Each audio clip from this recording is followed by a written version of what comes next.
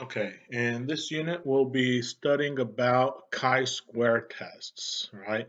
And these chi-square tests are going to help us with inference for distributions of categorical data, right? So we have this symbol chi, and then with the superscript 2 to refer to a chi-square,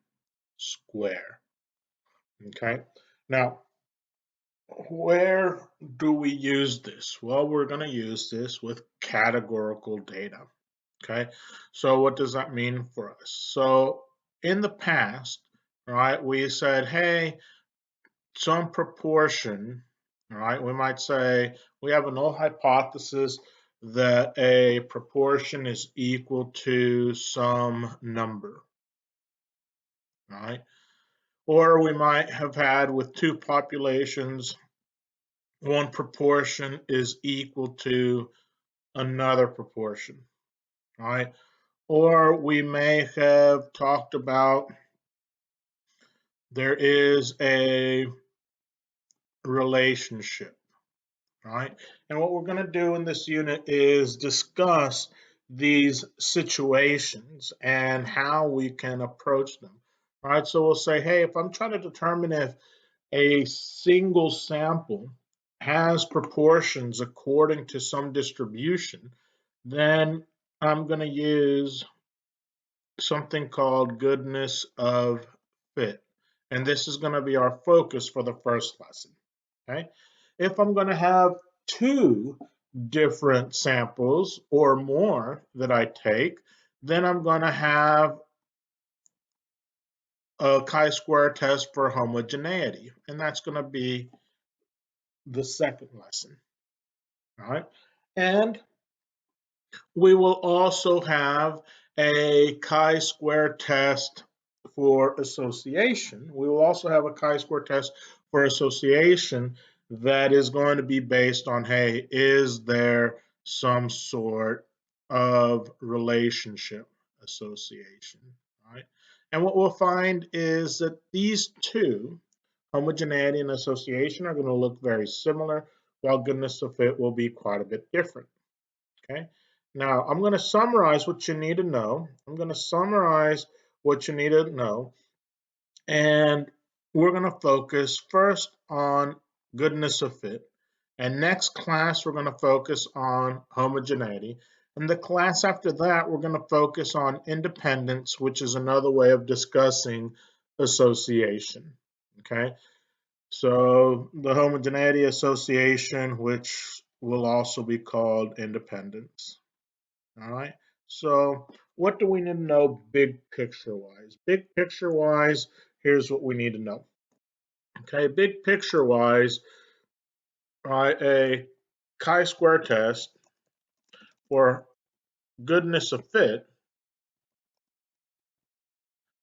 is used to determine if a particular distribution matches a stated distribution. Right, and that's going to be what we focus on today, right? So how is this going to work?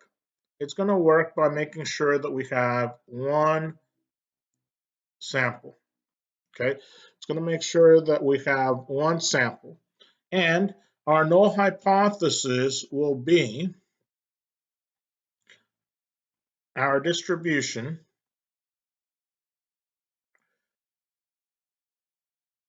is the same as a stated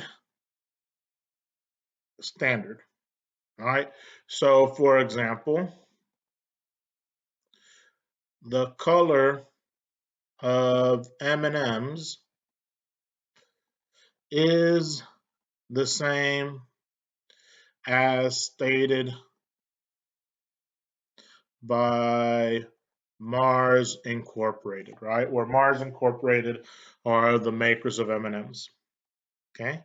Now, our alternative hypothesis will be that our distribution is not the same as the stated standard. All right. And an example, right? An example of an alternative hypothesis might be the color of M&Ms from this facility differs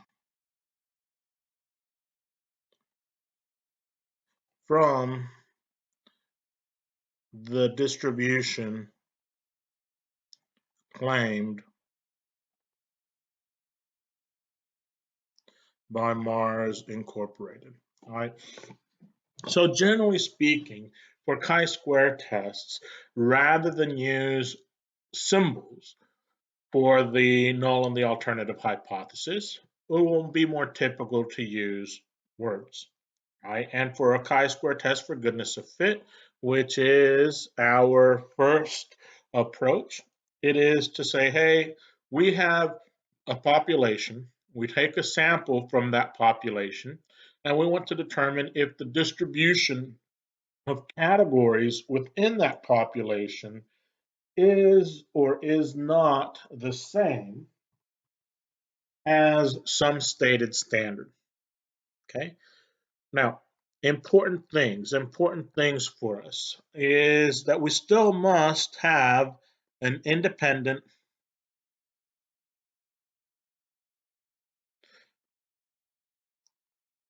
random sample, right? And we must have large expected counts, right? And in your further notes, you're going to get more details for this, okay? Now, chi-square is the distribution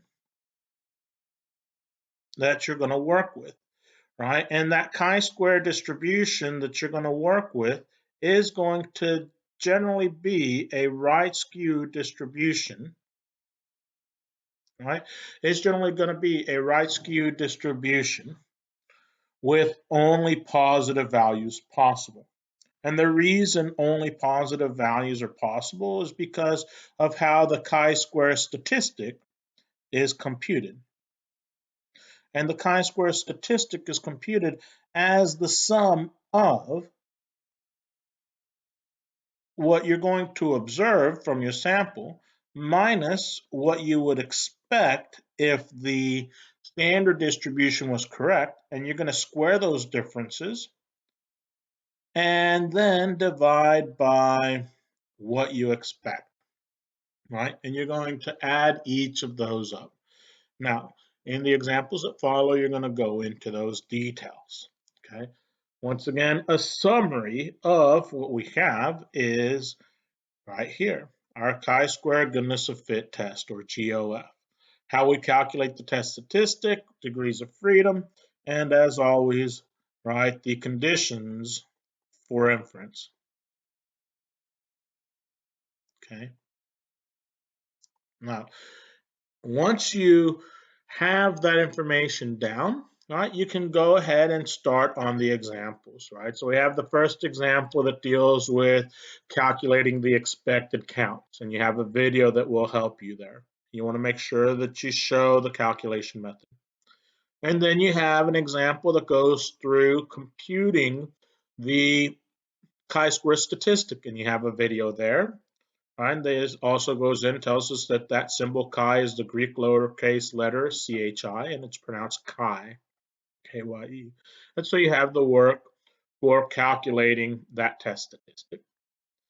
All right, and then we have information regarding the chi-square family distributions, and you can look in detail at those, right? And then we have the example that we talked about with the M&Ms, and we compute the p-value, and you have a video that helps you there. Right. In addition, you have information that will help you with using your calculator. Right. So then finally, you have a video that takes you through an entire 4-step process. And then you have how to use your calculator to run this goodness of fit test. And then lastly, you have a video that shows how to compute a goodness of fit test for a particular situation. Okay, so make sure that you get your work completed and ask questions for clarification as needed. Thank you for your time.